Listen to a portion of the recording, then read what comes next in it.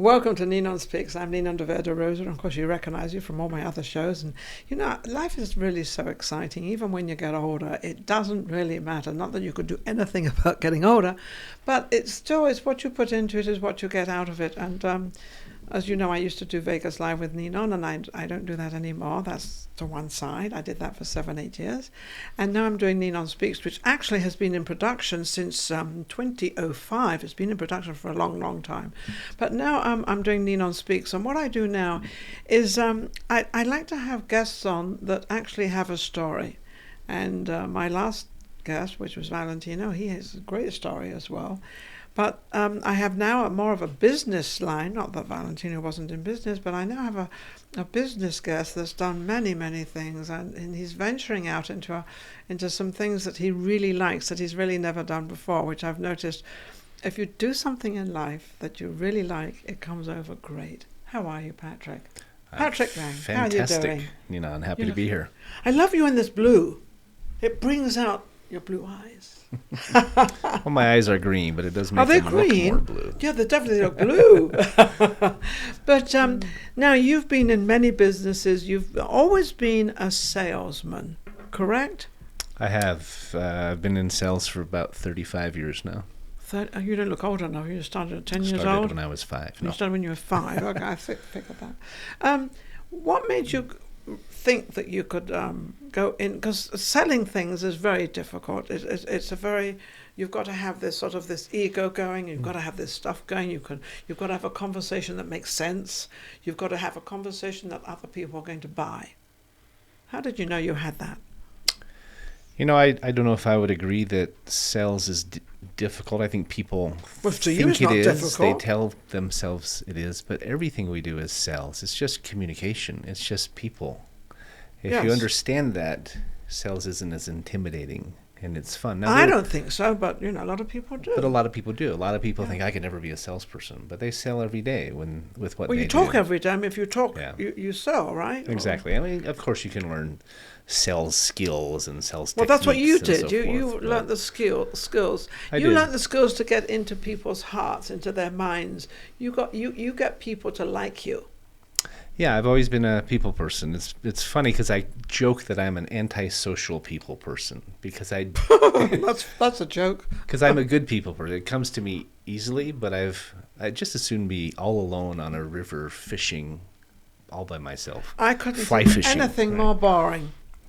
See, and that's the difference. See, there's right? the difference. Absolutely. See, I'm not a kind of person who wants to be in a crowd and the life of the party. And I'm much I better don't want one-on-one. That. Yeah, I love a one-on-one. I prefer a one-on-one or a small group or something. So you've got many ventures going right now. What was your first venture you came out with that you conquered and you said, "This is my business. This is what I like, and this is what I'm going to do." What was your first thing you did? To answer your first question, how did I get into sales? It kind of goes along that line. I was actually studying to go to law school. I thought I'd be a trial lawyer like John Grisham someday. Okay. And I decided to major in English. I figured that I'd need good writing skills, good communication skills, and so forth. But during the summers, I went and did these different sales jobs to earn enough money to pay for the school year. And I sold Cutco knives and rainbow vacuum cleaners and all these variety of unusual things as a starving college student. But you did it. I did it. And one summer I ended up selling Yellow Page advertising. I made literally, this is back in the 80s, about $600 a day as a college kid. And I came back with my entire school year paid for, went and did it again the following summer, and for 3 summers I did that. How incredible. And I'd make enough in about 2 months to take off the last month, travel a little bit, and come back to school and have the entire year paid for. And I realized, man, I'm pretty good at this. This is pretty cool. And you also knew that if you didn't have the money, you can't pay for your school. If you didn't have the money, you can't go on a vacation. So you did realize that, as we all say, money is the root of all evil, but it's not really, because money really takes you to where you earn it. Because I did the same thing as a young girl. When I was 16, I worked 20 hours a day so that I could go from Torquay, where I came from, to go to London. So I needed the money, so I had to go and earn it. But you had to earn it. Well, I think money is an amplifier. If you're a good person, you're going to do more good with it. Yeah. If you're evil or corrupt, you're going to probably do more of those types of things. Greed.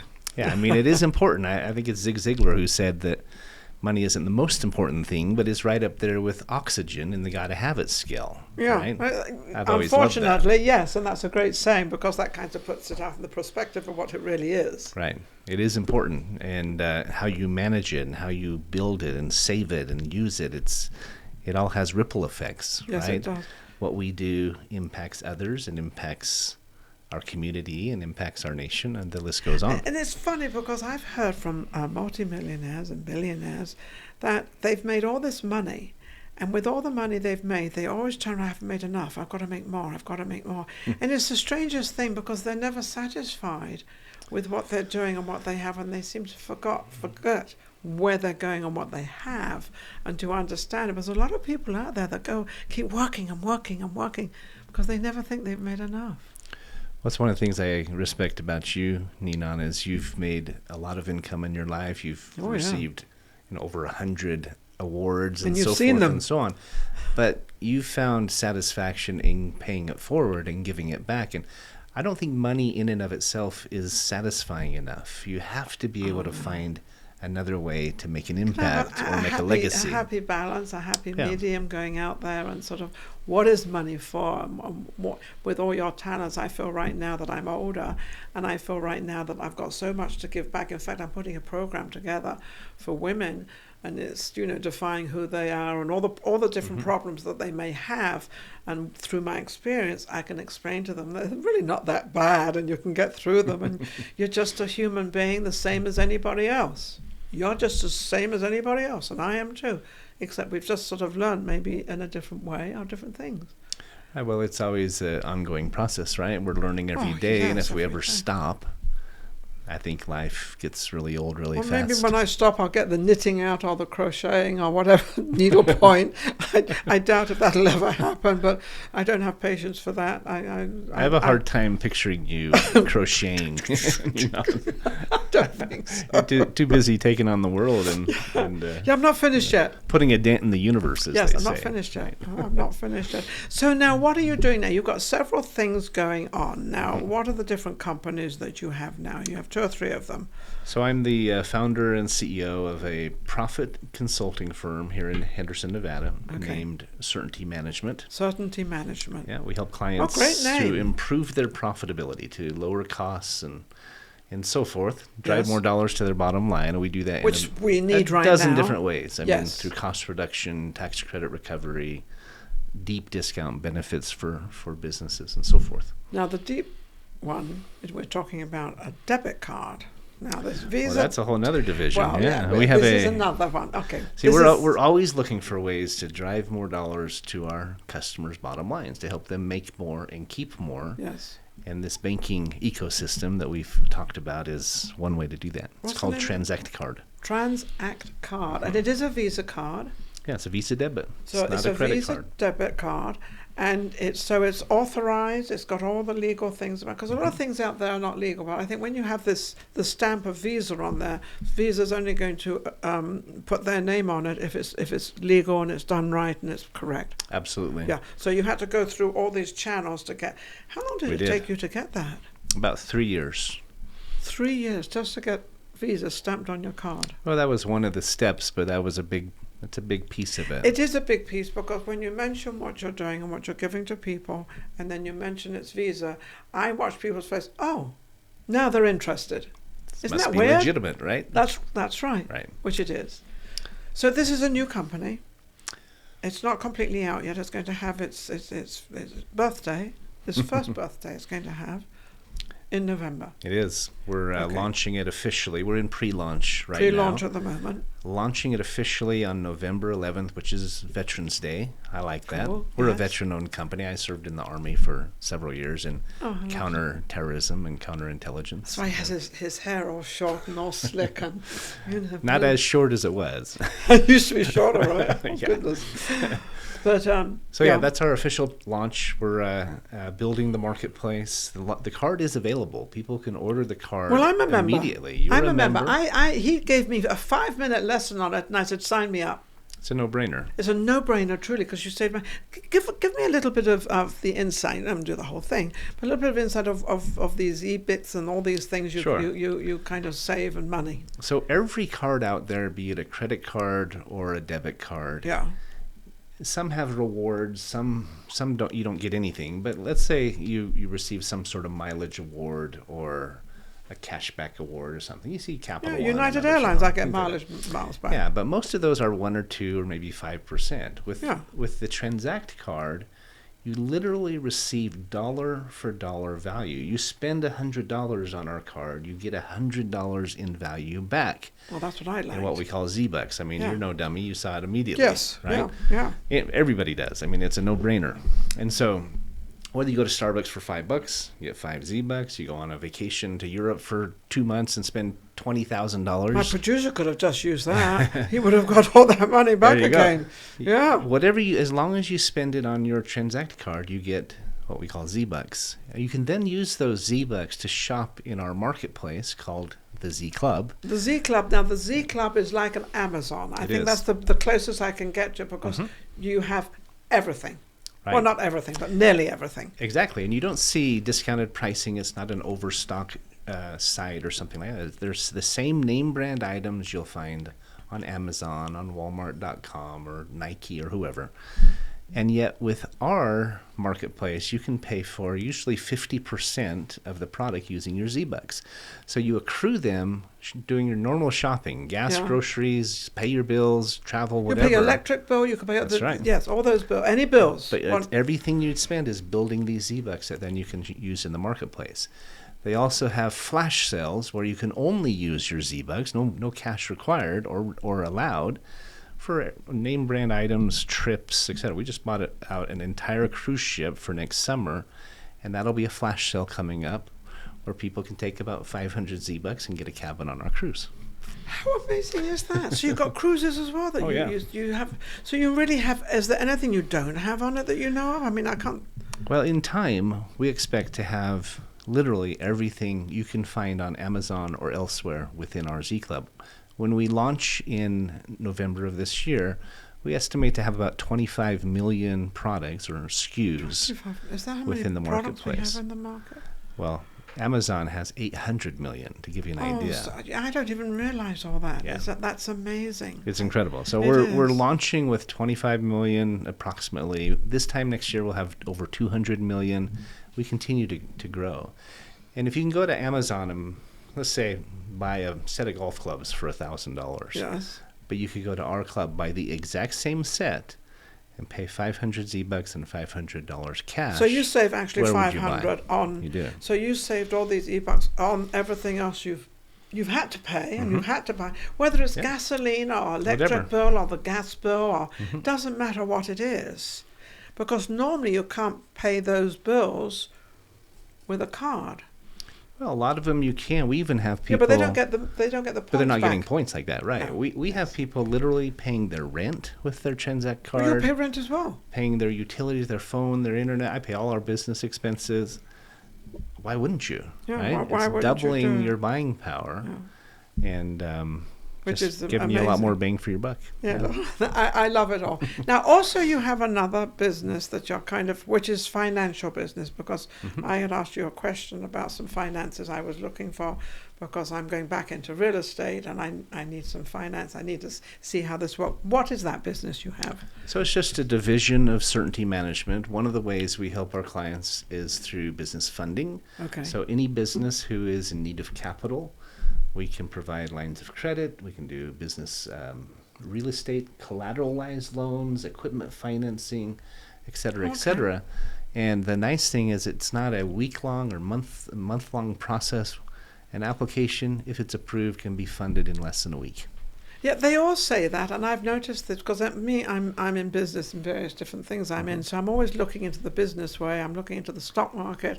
I learn a tremendous amount from the stock market of who's buying what and what's doing this, and it's incredible what's going on in the world, and you can actually do any of this actually with your card as well as with your financing. You can. Now, Do you find now that the interest rates, they're saying they're going to go up? Everybody's against it, obviously. Is it going up? Is it going down? Is it indifferent? What is it? What's your feeling?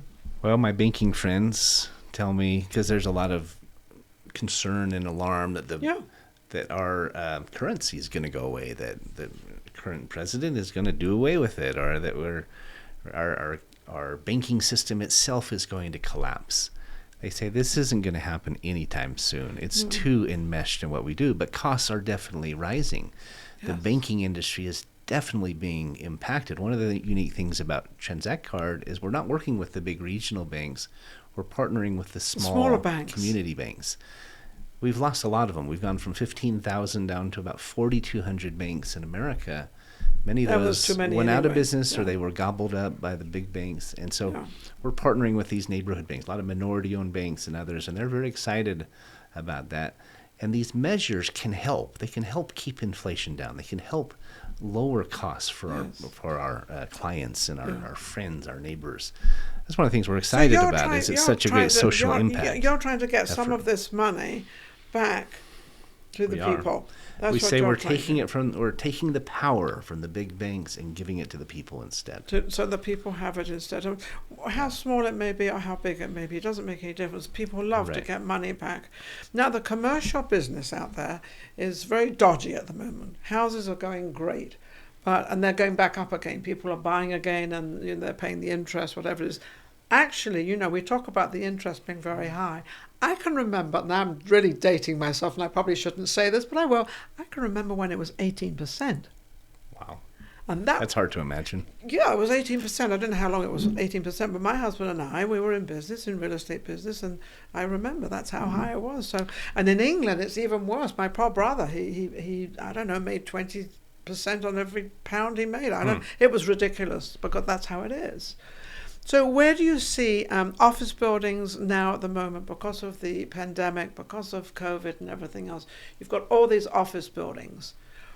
What would you think, or how could we utilize them without being offices? Because I don't think a lot of people are going to go back to the office life. They've learned they can work at home. They love working at home. What's going to happen there, do you know? Well, we're seeing a massive conversion from office space to residential space, where they're turning them into apartments. They're turning them into hotels and other things like that. That's what I thought. Still an enormous demand for accommodations. The travel industry is having a resurgence, obviously, since the pandemic, et cetera, et cetera. We own a technology company as well called Certainty Global. And we do projects with indoor air quality and battery technology and some of these other things. And there's a very big demand for better air quality and so forth. Yeah, but haven't you also brought their cost way the way down to 50%? Say the electric bill is 100,000. I'm just going high figures because that's what office buildings are. Mm-hmm. And they're able to cut it down 50%. Is that what they're really doing? Our technology business that's in that space, it will immediately improve significantly the indoor air quality of a building. It depathologizes the entire space. So hospital, a skyscraper, or whatever. Hospital would love it. I think they've got lights on 24 hours a day. COVID, pandemic, everything on. But then it does, to your point, reduces the cost by 30 to 50% on average.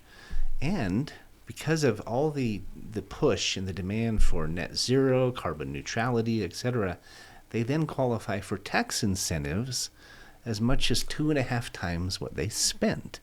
So anyone out there who owns commercial real estate, a hospital, a large apartment building, a hospital, or maybe a hotel or something like that, they should reach out to us, because we can not only improve everything for them and the safety, the air quality, et cetera, but we can help them pay for it. Because we want this improvement. It's so funny. I'm looking at all this energy and everything going on and all the things we've done in the entire world of how we're saving this and how we're saving that. And then I turned around and said, well, how come we've got temperatures higher than they've ever been when we've been trying to change all this pollution and all that? So That's a whole nother topic. That's a whole nother topic. But I'm like saying, well, if we've had the hottest weather that we've ever had, and yet for the past several years we've been trying to cut this down. Well, I'm saying to myself, well, obviously whatever we're doing is not working. Well, I don't think it is. We need to do more. That's why I think we need to do for- something different. We do. We need to. What's the definition of insanity? We try to do the same thing over and over and expect a different one result. of my greatest things in life is to tell anybody, especially the younger generation, if it's not working, change it. Right. Don't be afraid. I love change. I love change I do because too. it's because it makes everything different and it's more exciting and it's not the same old thing. It's like going to a job 9 to 5. I don't think I've ever been to a job 9. Yes, I did. I did a job 9 to 5 in Beverly Hills at Giorgio's, Fred Hayman's store. I worked there for I think a year when I first came to Beverly Hills, and I was living in Beverly Hills, and Fred Hayman was the owner of Giorgio's, and I worked in their very, very high end. And he always used to say to me, "Leon, how do you manage to sell all these clothes to just one person?" I don't know. Gift of the gab, maybe. I don't know. Just Maybe. putting them all together. You need shoes now, and now you need a belt, and now you need a handbag. I don't know. But what's going on with the world? I mean, what's your feeling? What would you change? Well, I've done my fair share of 9 to 5 as a youngster. Ever since then, I've been straight commission, and then eventually my own boss, business, yes. an entrepreneur. And I think if people approach the world problems, the global problems, more like an entrepreneur, we can make much more headway, because an entrepreneur has to learn how to go with the flow.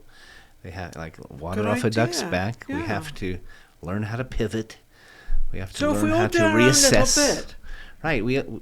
I know there's people that say, I can never work for myself. I like the security. But even if that's true, you can adopt principles and strengths and characteristics In of your own an home, entrepreneur but in your also own in life, yes. in your relationship. If Yes. something that goes poorly for an employee, they blame their boss and then they hunker down.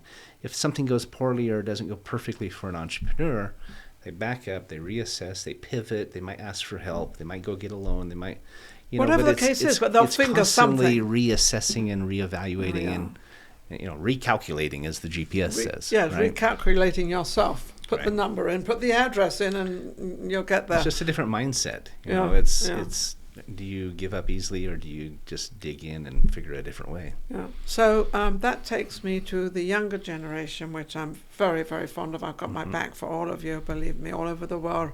My back is for the younger. I love them. I love their ideas. I love what they're doing right now. And I watch Shark Tank quite a lot because I love to see the children that come on, and the little children that come on, and they speak so clearly. But one thing I noticed was the parent, both parents or one parent will come on. Normally it's the father, and they come on, and they don't say a word. They let their child speak. And I look at that and I think, you got it. So what would you like to say to the younger generation to be able to sort of get out there and be an entrepreneur? A couple of things. Talking about being in sales most of my life, one of the most important lessons I've learned was exactly that we have 2 ears and 1 mouth. And too many salespeople forget that.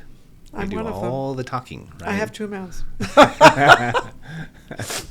But if you can learn to listen and put yourself in people's shoes, and you do it well. You listen. talk. You're a great speaker, but you are a great listener, Ninon. You ask great questions, and a good entrepreneur, a good parent, a good friend learns how to do that.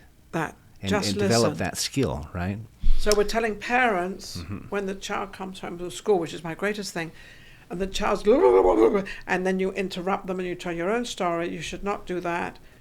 Just listen to your child, because it might have something really important to say in a roundabout way, because It's about being a reflective listener. A good listener isn't silent the whole time. No. They're saying, "Ooh, tell me more. How does that work?" Yes. Well, that's interesting. How did you learn that? Yeah. And where did you get that from? And It's what are you going to do with it? It's active listening, proactive listening. Yes. So I think the second thing, though, what could help our world, what we could teach to our children, I tell my kids all the time. I have 5 children, 3 boys, 2 girls. And from a very young age, I've said, what is rule number 1?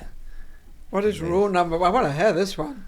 It's easy. It's don't be stupid. Well, how do you know you're not? How do you know you're being stupid or not being stupid? Well, I'll expand on that All right. but it goes back to a lot of things. How the decisions they're making, the effort they're making. Are they trying or not? Who are they hanging out with? All comes back to don't be stupid, Yeah. right? And really, it comes back to not just. I talk about reflective listening and remembering you have 2 ears versus 1 mouth, but it's also, I think, don't be stupid comes down to listening to yourself, asking yourself questions. Is this a good decision? Is this where I should be? It's listening to the spirit in your life or the promptings and impressions that come and not ignoring them, listening to mentors, listening to your parents maybe or your teachers or Or your grandparents or whomever. but being humble enough and open enough to take feedback. Yes. Because if you can get those 2 pieces down, you're going to learn, you're going to grow, you're going to make less stupid decisions. I love that. Don't be stupid. And it's funny, the older you get, and I always mention I'm older and I really don't care, I can't do anything about it, but I learn more. But I've still got time to learn. I still got a lot to learn, and I still do learn a lot. And by listening, and I listen to, as I say, I watch a lot of the stock market programs, which I thoroughly enjoy, because the stock market, I never go to bed till about 10 past to 1:30 in the morning, because the stock market, this is crazy, the stock market comes on at 1 o'clock from all over the world. England comes on a little closer, but they've all got these 15 hours, 16 hours difference in time. So I wake up because then I want to see what's happened to all my stocks and everything. And a little insight today. I've often said that I felt China was a little kind of in debt and things are not quite going the way everybody thinks, because they think that China is the wealthiest place in the world. It is not. And they're having difficulty that they don't want to admit. And who wants to admit? But what has definitely surprised me was a lot of people are going out to India. It's true. Fastest growing country in the world. Fastest growing country. So I'm giving everybody out there, you're now hearing my intellectual side of life, but I'm hearing that, not that China's not any good, because I think the whole world is great, but it's not where everybody thinks it is. And India is definitely the one coming in. It's the next one coming up, and it's a very large country. So keep that in mind, because everybody says, oh, no, India, no. And I'm hanging a second.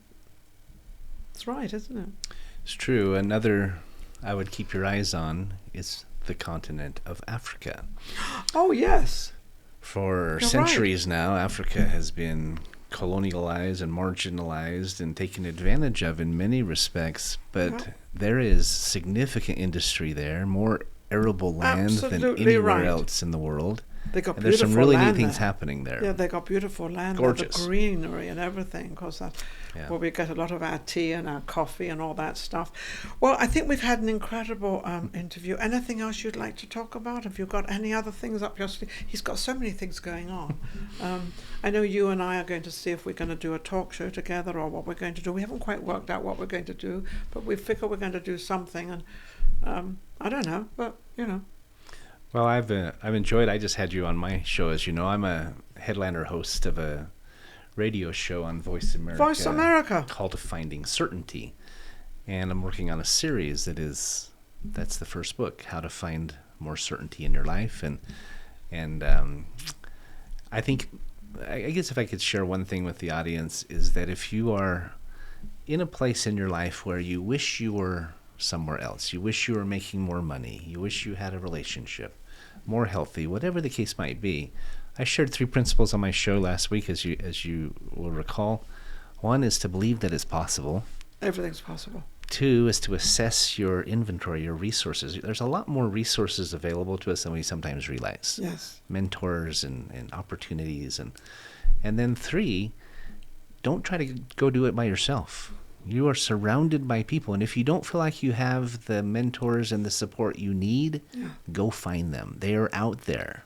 You got to put yourself out there. You Put can't yourself sit out. at home, watch Wheel of Fortune, eating Cheetos, hoping that it happens. It's going to come to your door, it won't. No. Well, I have my very Gotta be favorite proactive. saying. My very favorite saying is, nothing happens without you. I can't right. have this show without Steve Sebo, who's my producer. I mean, I can't do it. I can't interview unless I have you to Right. interview. So nothing happens without anybody else. There's always somebody else out there. And there's always, but one more thing, which I think is absolutely incredible, with all the things you've done in your life, with all the people you've spoken to and everything else, you have found room in your life to do something you really want to do, and that is Voice America. You actually, this is something that you don't care whether you make money with it or not. Well, maybe you do care, I don't know. I probably shouldn't say that. But you really don't, because you're doing something that you really, really want to do all your life. And because so many people, they don't do what they really want to do. Mm-hmm. So many people. And I always say, if there's something in your life that you really want to do, go ahead and do it. You 100%. did it. You've done it, and you love it. Don't let fear keep you from achieving your potential. Yeah. But also your fun in life. This is like a fun thing you do. And it's like, I've got to get a guest, and I've got to do this, and I've got to get this ready. Yeah. But it's not a business. It's something that you really, really enjoy. Oh, it's like Valentino on your last show. He said it doesn't even feel like work. No. Right? I think I've it never was worked Steve, in or my life. Maybe it was Steve we were talking to about what he Steve does never with worked in his life. videography He and loves what he everything. does. He absolutely loves Exactly. it. It doesn't feel like work. Action Shot Productions. Don't forget, they're absolutely amazing. And Steve Sebo is the owner, producer, director, CEO, the whole thing. And he's done very, very well.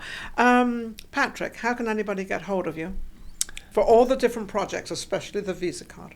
Yeah, you can go to www.certaintyteam.com to see our website. If you'd like to learn about the card, Transact Card, you can find information at certaintyvisa.com. And if you'd like to join our team and actually partner with Ninon and I, go to Ninon, Ninon, Yes.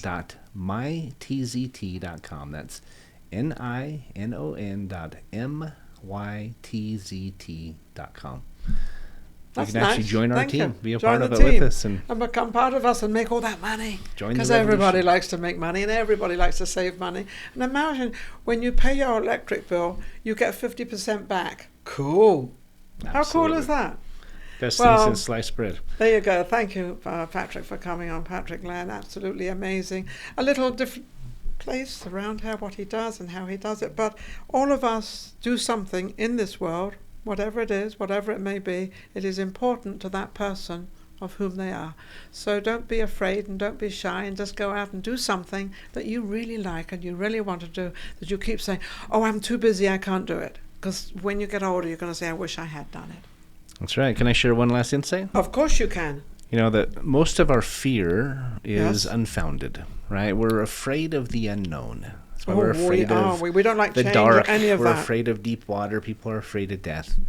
And yet I know from experience, it's actually a principle taught by Dale Carnegie in his book, How to Stop Worrying and Start Living. He said most of our fears are unfounded. And if we want to overcome them, picture the worst possible scenario, worst outcome possible. That could happen. Deal with it in your mind and then tell yourself, it's probably not going to be that bad. It'll probably turn out better.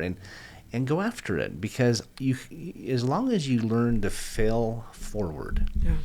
because we're all going to fail, we're all yes. going to stumble, but fail forward, get yourself back up and keep trying rather than curling up in a ball and giving up. Oh, yeah. Get yourself Incredible up. things happen. Get yourself up, shake yourself down, and keep moving forward. That's right. Thank you, Patrick. Absolutely. Thank you to my audience for watching and for watching all our shows and everything else. Thank you to my producer, Absolute Action Shot Productions. Absolutely amazing. I don't often use his production company, which I should do that more often, I think, because he really is. He's a great guy. Steve is absolutely wonderful.